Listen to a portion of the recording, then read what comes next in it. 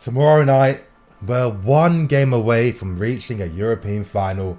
I think we're going to do it. I feel confident. In today's match preview, I'm going to be going through Ruben and Sarri's press conference. I'm going to give my thoughts on the predicted lineup for tomorrow's game.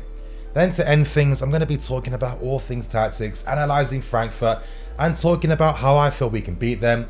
But before I get into anything, smash that like button. Help me get more than 750 likes for tomorrow's video. Don't forget to press the bell notification button either, and in the cards above will be, and lastly, don't forget in the cards above will be links to recommended videos for you guys. Already I've released 2 videos today, one on the transfer ban, it's an updated video, and I also released a news daily video yesterday in regards to Hazard. So if you guys want more Blue Lines TV, don't worry, I've got you guys covered. But getting straight into things, starting with the press conference. When Sarri was asked about the transfer ban, he said that he can't help and he doesn't really know. He was questioned about Chelsea reaching the semi-final, and I found this really interesting because Sarri basically said that the board's expectations for this season was to achieve a semi-final finish minimum in the Europa League, and so far, Sarri's achieved all of his targets. The top 4 finish, Champions League football, he's got to the semi-finals, and it looks like we might be getting a trophy at the end of this season. Sarri told everyone that the focus tomorrow is to win the game, which is always positive to hear, and for me, it shows us the confidence that Sarri now has with the squad and with the players. When Sarri was asked about his first season at the club, Sarri basically said that his first efforts are always going to be based on improving the players, improving the squad. Then second, his priority is getting a trophy. And I think this season, Sarri definitely has developed players. A lot of players have become better. Sarri himself said, look at Hudson-Odoi, look at Ruben, and even look at Ross Barkley. And a part of me wants to feel, what improvement has Barkley shown? But that would be very cynical of me. If you analyse it very objectively, Barkley has improved greatly from a tactical point of view. Interestingly though, Sarri mentioned that the last time he spoke to Roman and Marina was a month ago. He hasn't been able to talk about transfer targets yet, but can we really believe that? I don't think so. Now, another interesting statement. When Sarri was questioned about the loan army, he said that there's 2 to 3 players that are of particular interest to him, which signifies that it's looking like Sarri wants to add some reinforcement into the team from the loan army. Now, if I had to guess, if I had to take an educated guess, that would be Reece James, Ola Aina, and either Kurt Zouma or Tammy Abrahams. And a part of me feels like I wouldn't even be surprised to see 4 players returning, but I think 3 is good enough for now. I think these 3 have shown the most development this season. I mean, just thinking about Kurt Zouma, we've seen what Sarri's done with Koulibaly. A part of me feels like there's no way that Sarri isn't going to be considering Zouma. Just thinking of the possibilities of what his coaching methods could do, improving the player. For me, Kurt Zouma's always had world-class potential, always had that. And I think if he works alongside a guy like Sarri, this guy could become a very important player. This press conference was honestly just full of so many interesting points from Sarri. He spoke about the importance of needing to have at least one window, stressing that it would be very difficult to not be able to sign players for one window. And that really tells you that Sarri's had a chance to analyse the strengths of the squad, and he's realised that there's certain players in certain positions that he just doesn't have right now. And for us to continue our tactical development under Sarri, we need that window to secure the players needed to strengthen the team. Now, if you cast your minds back to previous press conferences by Sarri, he's spoken about the fact that to reach Liverpool and Man City's level, it's going to take time. It's going to take between 2 to 3 years. And realistically, that's a very sensible and valid comment. Look at the points gap between us and Liverpool and Man City. Do you guys really think that from next season we can close that distance down to like 5 points or even 3 points? No way that's happening. They're too far ahead right now. But if we're able to continue our momentum for next season, by the 3rd season, I'm feeling very optimistic. I'm feeling very confident. And to end things, Sarri praised Rebic and he praised Jovic, and again, it's another occasion where Sarri has mentioned the player. By now, it should be fairly obvious that Jovic is a top priority from this club. It's obvious that Sarri's a big fan as well. And I'm hoping that we're able to secure a deal for the player. I think he could really elevate this team. Now, moving on to Ruben, and he was asked about the transfer ban. And the response that Ruben gave was that it could be a good opportunity for players in the loan army. He feels like it could help him out as well, meaning that there's less competition, but he quickly dismissed that point to reiterate that all he's focusing on right now is on working hard. And I respect that. Ruben was very confident in today's press conference. He spoke about the fact that he doesn't want to be seen as a youth player anymore. He is 23 right now, and it does support previous comments made in an article, I think it was by Matt Law, and in it, he spoke about how Ruben's being seen as someone with more seniority. He's gained that respect, he's being seen as a big player, and with how Ruben's image is being changed within the squad, it's no surprise that he wants to address that publicly in a press conference, so his public image can be viewed differently. Some good news though, some potentially very good news. Thank you. Ruben spoke about how his back injuries aren't going to affect his career forever. He feels like his back is being managed really good right now, which is a very positive sign to hear. He mentioned that he's been suffering with this since he was about 16 to 17. This shouldn't be news to you guys. I've told you this time and time again. Ruben's been having specialist treatment to help him out with this back condition, and it's great to hear that Ruben's feeling positive and confident about his future. A few more things he spoke about. He was asked about a new contract, and in it Ruben stated that yeah, it would be nice to get a pay rise, but he's going to leave that side of his agent and focus mainly on the football. He praised Sarri for helping him develop his game and improve, and he spoke about his season in general, mentioning that Sarri gave him a target, Ruben achieved it, but unfortunately, and I've said this so many times, it's been dismissed time and time again, but now the player's saying it from his own lips. And in it, Ruben stated that injuries have been the main concern this season, and that's what's been really holding him back. It's not Sarri. Sarri gave him a goal, Ruben achieved it, but injuries came. Now he's good, Sarri's using him, and it's no surprise to me really. And to end things, Ruben was in praise of Lampard, saying that since a young age, he's been modelling his game on him, working on perfecting his timing of the run. And when you look at the player, when you analyse him, when you see what he does, his movement off the ball, his timing of the run in the final third is very good. Very, very good. It's only going to get better, it's going to become more elite. And I feel like next season, when this guy plays a consistent season, he's definitely going to get more than 10 goals, might even get 15.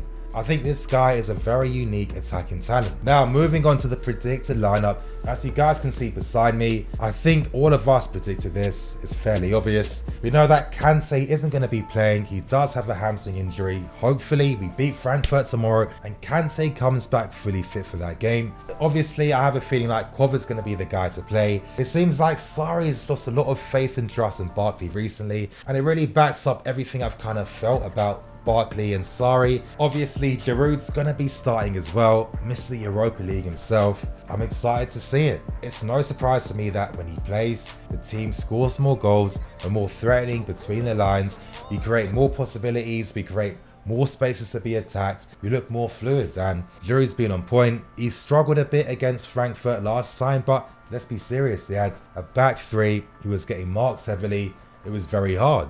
But I thought that his movement off the ball was great and he was very intelligent. You know, that decision to drop deeper, to not go man to man against his defender was very good, because that helped us create those spaces between the lines. And as the game went on, those spaces got bigger and bigger. Jorginho is going to be playing, Emerson should be returning as well, and I think the reason why Emerson has the advantage right now is because of something he spoke about in a press conference. In it, Emerson mentioned that he feels like he has a telepathic relationship between him, Hazard and Ruben, and it's this type of combinational play that you need from your players. It's this type of relationship you want from your players, because this is how you play more fluidly and quicker. And I feel like Alonso just can't produce the same compared to Emerson. And I think that Sarri's realised, if it gets the best out of Ruben and Hazard, I need to use Emerson. And this is why we're seeing him play the big games recently. Now, let's talk about our opponents tomorrow, Frankfurt. You guys, in the card above, I'm going to link my previous match preview, because in that preview I go in way more detail in regards to how Frankfurt set up, how they like to play and what to expect from them. So if you want the full debriefing, I suggest that you watch the second half of that video. But recently with Frankfurt, after drawing against us, they had a disastrous result against Leverkusen. They lost 6-1, conceded 6 goals in the first 36 minutes. Absolutely crazy. What didn't help them was the fact that they rested some players for the game. They didn't start with Jovic. They used their wing backs in the forward areas instead with Rebic up front, and they used inexperienced players as wing backs, and it was no surprise that, Leverkusen were constantly able to create overloads down the flanks. They were constantly able to force the play where they wanted to. They were able to make spaces down the flanks on top of that as well, and they got completely destroyed by Leverkusen and completely opened up. Of course, for tomorrow, they are going to have a different mentality for the game. There are some bonuses for them. A big bonus is that Sebastian Haller's back. He's going to be playing tomorrow. He has traveled with the squad. The fact that Jovic didn't play the full game as well means that he's got a bit more stamina for that game against us tomorrow. They are able to use their magic triangle consisting of Jovic, Rebic and Haller, meaning that they can play to their full strength and full potential. Haller is a very interesting player. He's big, he's strong, he's mobile, he's comfortable operating. He likes to stretch the lines, he likes to stretch defensive lines on top of that as well. He can hold up the ball out wide, he can link up the play by dropping deeper, he can make runs in behind and play off the shoulder. But for me, from a tactical point of view, they are going to be a bit weaker in midfield. Now, in that game, last time we played against them, they were able to have 4 midfield. Now, if you can just pretend that this is a Frankfurt midfield player for a second, just so I can explain to you what had happened. Defending off the ball meant that they were able to outman us in midfield, of course 4 versus 3.